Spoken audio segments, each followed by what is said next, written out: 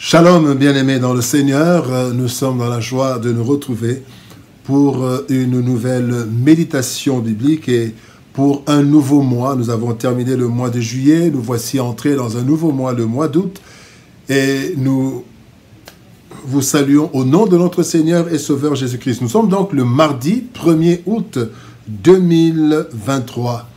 Nous allons lire un texte dans la lettre de Paul aux Éphésiens, Éphésiens chapitre 3, nous lirons le verset 20 et 21 dans la version Parole de vie et la version Louis II. Dans la version Parole de vie, il est écrit « Dieu agit en nous avec puissance, et quand nous lui demandons quelque chose, il peut faire beaucoup plus. Oui, sa puissance dépasse tout ce qu'on peut imaginer. À lui la gloire dans l'Église et par le Christ Jésus, dans tous les temps et pour toujours. Amen. » Et dans Louis II, il est écrit « Or, à celui qui peut faire, par la puissance qui agit en nous, infiniment au-delà de tout ce que nous demandons ou pensons, à lui soit la gloire dans l'Église et en Jésus-Christ, dans toutes les générations, au siècle des siècles. Amen. » Infiniment plus. Infiniment plus, tel est le thème de notre méditation de ce mardi, 1er août 2023. Bien-aimés dans le Seigneur, lorsque nous demandons au Seigneur, nous avons généralement une idée ou des attentes prédéfinies sur l'exaucement du Seigneur. C'est par rapport à cela que nous mesurons notre satisfaction ou notre déception lorsque nous recevons les réponses de Dieu.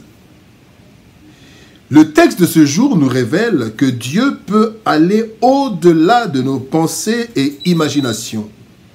En fait, nous sommes incapables de réaliser la grandeur de sa puissance en nous, aveuglés par les réalités de notre environnement. Voyons alors les leçons que nous pouvons tirer de notre texte du jour. Première leçon, il agit en nous avec puissance.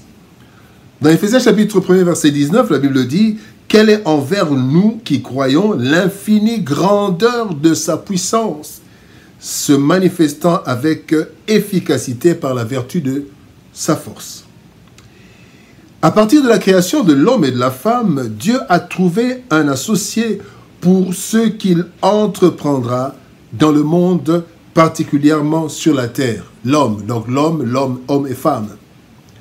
C'est ainsi qu'il est écrit dans 1 Corinthiens chapitre 3 verset 9.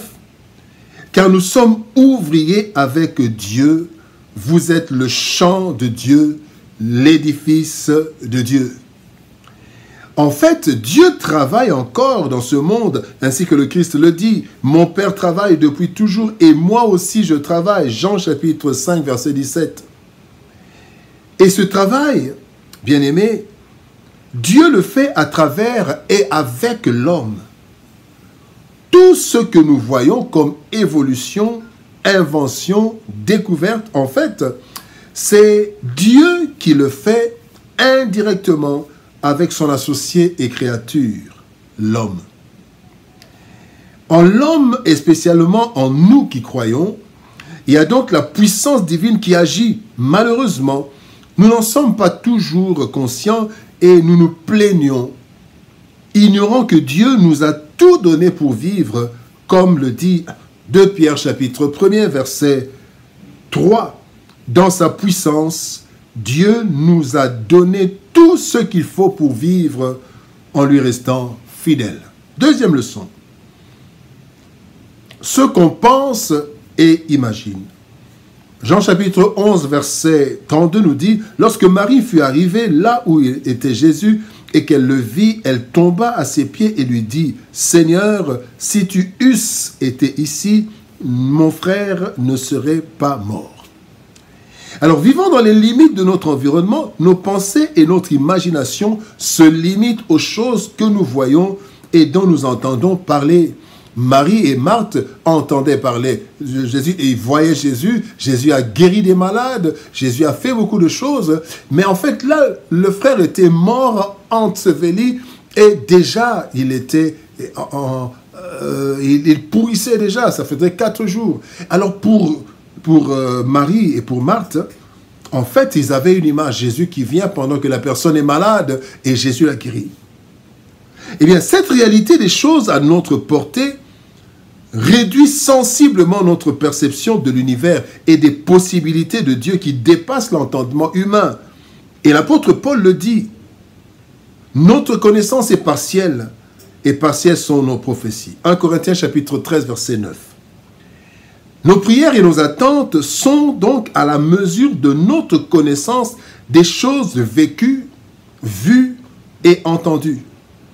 Alors, seule la foi ou une révélation divine peuvent, dans certains cas, nous pousser à l'inimaginable, comme ce fut le cas pour Josué. Dans Josué chapitre 10, verset 13, la Bible du Semeur nous dit « Josué s'écria devant tout Israël, « Soleil, arrête-toi sur Gabaon, et toi, lune, fais halte sur la vallée d'Achalon. » Ceci est une déclaration hors de toute imagination, dictée par la foi ou la révélation.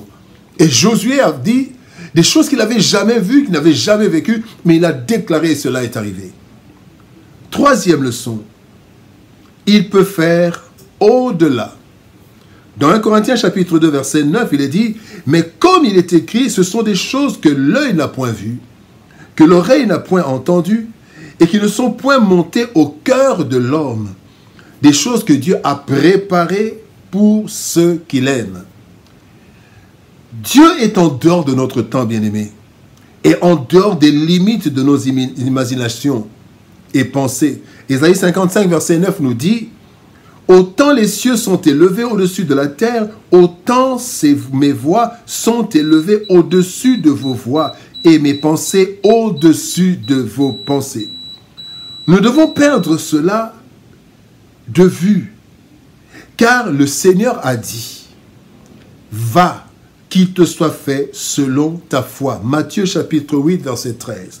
Bien-aimés, et certaines personnes ont pu aller au-delà de l'entendement humain.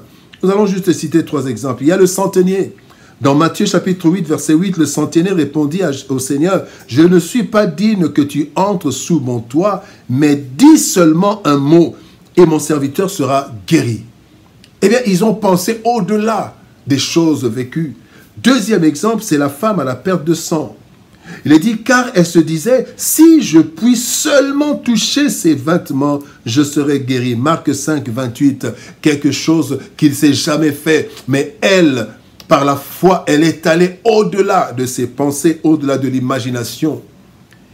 Il y a la femme syrophénicienne dans Marc chapitre 7, verset 8, qui dit, oui Seigneur, lui répondit-elle, mais les petits chiens sont sous la table, mangent les miettes des enfants. Parfois, nous devons aller au-delà de notre environnement, car Dieu va au-delà de nos pensées et imaginations. Nos pensées, bien-aimés, et notre imagination sont limitées par notre environnement. Cela peut nous causer du tort dans notre vie chrétienne, alors que Dieu n'a pas de limite.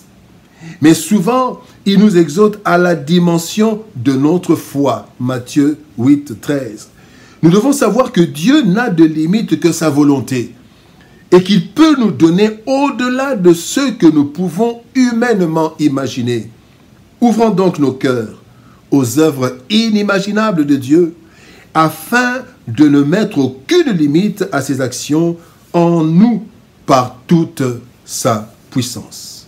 Prions. Éternel Père de gloire, Dieu Tout-Puissant, merci. Toi qui peux faire infiniment plus que ce que nous pensons, tu peux aller au-delà de notre imagination. Seigneur, merci. Merci pour ce que tu as réservé pour tes enfants. Tu as réservé pour ton peuple des choses qui ne sont pas montées au cœur de l'homme, des choses qui ne sont pas montées aux oreilles, des choses qui dépassent notre entendement. Merci Seigneur. Aide-nous Seigneur à croire au-delà des limites de ce que nous vivons, de ce que nous avons déjà vu. Bénis ta parole éternelle de gloire et merci d'agir dans nos vies infiniment plus que ce que nous pensons et nous imaginons. Au nom de Jésus-Christ, notre Seigneur et Sauveur, nous avons ainsi prié. Amen. Bien-aimés dans le Seigneur, que Dieu nous aide à comprendre ces choses et à ne pas mettre des limites à notre vie. Que Dieu nous bénisse. Shalom, au revoir. Et par la grâce de Dieu, nous nous retrouvons demain pour une autre méditation. Shalom.